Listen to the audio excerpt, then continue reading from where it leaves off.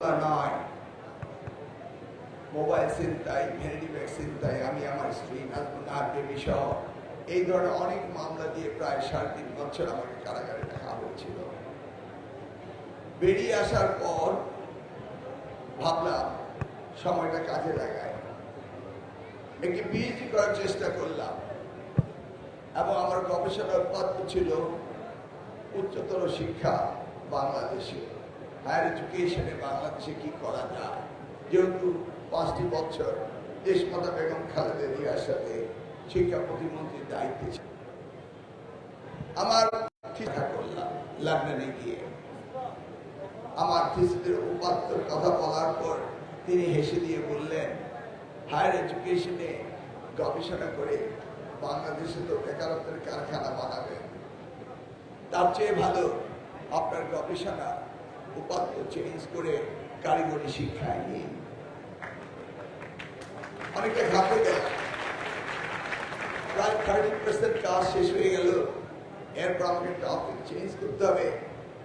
কিন্তু ভাবতেও পারিনি 2015 সালের জুন মাসের 2 তারিখের রাত্রে তিনি আমাকে নিজ কলমে হায়ার এডুকেশনের জায়গাটি কেটে লিখে দিলেন Tibet. Human capital and socio-economic development in Bangladesh through technical and vocational education and training. আর্থসামাজিক উন্নয়নে কারিগরি শিক্ষার ভূমিকা কি হবে এই নিয়ে তিনি আমাকে গবেষণা করতে বললেন। আমি জানতাম না যে আমাদের প্রিয় নেতা আজকের প্রধানমন্ত্রী জনাব তারেক রহমান এত ভিশনারি একটি বিষয়কে তিনি লালন করছিলেন যে বাংলাদেশে এই কারিগরি শিক্ষার বিপ্লব আনতেই হবে। সেই জন্য তিনি আমাকে তৈরিও করছিলেন। আবার আল্লাহর রহমতে শিক্ষা মন্ত্রণালয়ের দায়িত্ব পেলাম।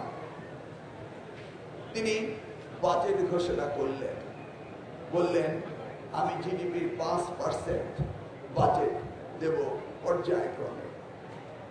ডেকে বললেন সবচেয়ে প্রায়োরিটি হবে Tibet of the technical and vocational education and training.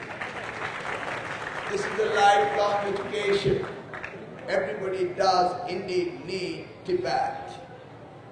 উন্নত বিশ্ব আজকে এগিয়ে যাচ্ছে এই জায়গাটিতে অ্যাড্রেস করে। আমরা যদি দেখি চায়নার অবস্থা, সেখানেও আমরা দেখতে পাই এই বিষয়ে সবচেয়ে বেশি গুরুত্ব দেওয়া হয়েছে। আমরা যদি সেকেন্ড ওয়ার্ল্ডের পরে বিশ্বজগৎ ধ্বংস হয়ে গিয়েছিল, তখন আমরা দেখেছি কারিগরি শিক্ষায় যারা দীক্ষিত হয়েছিল তারা এই দেশ গঠন করেছিল। আশরাফুল মাখলুকাত হিসেবে সৃষ্টির সেরা জীব হিসেবে আল্লাহ মানুষকে পয়দা করেছেন। পৃথিবীর অন্যান্য দেশে জনসংখ্যা বিলুপ্তের পথে। More than 30 developed states, more people are dying, less people are taking birth. But it is reverse in Bangladesh. More people are taking birth, less people are dying. অর্থাৎ আমাদের দেশের জনসংখ্যা বেড়েই চলছে। বাড়তে বাড়তে আজ আমাদের দেশের জনসংখ্যা 18 কোটিতে এসে দাঁড়িয়েছে। এই বিশাল জনসংখ্যাকে একটি মানব সম্পদে রূপান্তরিত করার পরিকল্পনা এনেছেন আমাদের মাননীয় প্রধানমন্ত্রী জনাব তারেক রহমান। অতএব সেই আলোকেই আমরা এগিয়ে যাব আগামী দিনের এই শিক্ষাকে পরিবর্তন আনার জন্য। আমি ধন্যবাদ জানাই রাকিবকে, আমাদের ছাত্র দলের সভাপতি। সে অনেকটা জোর করেই আমার এই ব্যস্ততার মধ্যে আমার কুষ্টিয়ার প্রোগ্রাম চেঞ্জ করে এখানে এনেছে। আর এই বিশাল ছাত্রদের দেখে আমি অত্যন্ত আনন্দিত হয়েছি। তবে চেয়েছিলাম এই মঞ্চে ওঠার আগে আমি ল্যাবগুলো দেখব, পরিদর্শন করে বাস্তব অবস্থা আমি জানতে চাই।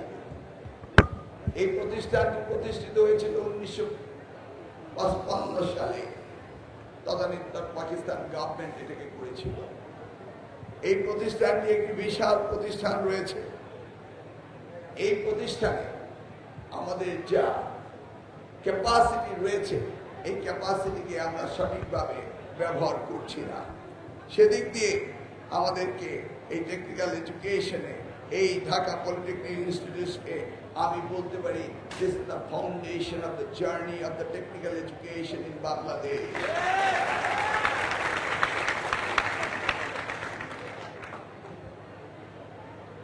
আজকের প্রেক্ষাপটে ডিবেট আমাদের কাছে অত্যন্ত প্রয়োজন রয়েছে।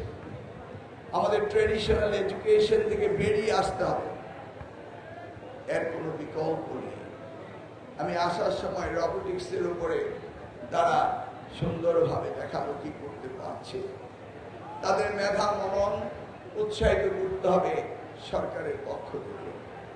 আমরা সরকার দায়িত্ব পেয়েছি, আমাদের কাজ করতেই হবে। কিন্তু আমরা যদি সঠিকভাবে এই টেকনিক্যাল এডুকেশনকে তাদের রিকোয়ারমেন্ট অনুযায়ী আমরা যদি তাদের সাপ্লাই না দিতে পারি, এই দোষ তাদের নয়, এই দোষ হবে আমাদের। সেই জন্য আমাদের গ্লোবাল এক্সপেরিয়েন্স থেকে আমাদেরকে শিখতে হবে। আজকের দিনে পৃথিবী আমাদের হাতের মুঠোতে রয়েছে। এই পৃথিবীতে আমরা দেখতে পাচ্ছি কে কিভাবে এগিয়ে যাচ্ছে। আমাদের পরেও যারা দেশ স্বাধীন করেছে তারাও আমাদের চেয়ে অনেক বেশি এগিয়ে গিয়েছে। আমরা আর পশ্চাৎপদ থাকতে চাই না। আমরা যদি পার্শ্ববর্তী দেশ ইন্ডিয়ার কথাই বলি, থাইল্যান্ডের কথাই বলি, ভিয়েতনামের কথাই বলি, আর চায়নার কথা তো বলে লাভই নেই। ইতিমধ্যে মাননীয় প্রধানমন্ত্রী তিনি চায়না সফর করেছেন এবং টেকনিক্যাল এডুকেশনের সাথে বাংলাদেশের সম্পর্ক নিয়ে এই সেক্টরে কাজ করার জন্য তিনি বেশ কয়েকটি সমঝোতা স্বাক্ষরিত হয়েছে। আমাদের প্ল্যান রয়েছে আমরা এই point of the technical education Dhaka polytechnic ইনস্টিটিউটকে এমন একটি মডেলে রূপান্তরিত করব, সেটা চায়না বাংলাদেশ এই পলিটিক্সের জয়েন্ট কোলাবোরেশনে আমরা একটা এক্সেপশনাল টেকনিক্যাল এডুকেশনের সেন্টার অফ এক্সিলেন্স বানানোর প্ল্যান আমাদের রয়েছে। অবশ্যই আমি আসতাম। আমাদের বিভিন্ন প্রোগ্রামের কারণে 180 ডেজ যে হানিমুন প্রোগ্রাম রয়েছে আমাদের মন্ত্রণালয়ে, এবং এটি একটি বিশাল মন্ত্রণালয়, এই মন্ত্রণালয়ে আমরা বেশ অনেকগুলো অনুষ্ঠান করছিলাম। ইতিমধ্যে আসছে 9 তারিখে আমাদের চিটাগাংয়ে প্রাইম মিনিস্টার্সের ডিজায়ার ছিল প্রাইম মিনিস্টার্স ফুটবল কাপ আমাদের স্কুল কলেজের প্রতিযোগীদের মধ্য দিয়ে শুরু করা। সেটা আমাদের করার কথা ছিল, কিন্তু আমরা অনুরোধ করে 9 আগস্ট থেকে পিছিয়ে নিয়েছিলাম একটি মাস, অর্থাৎ আমরা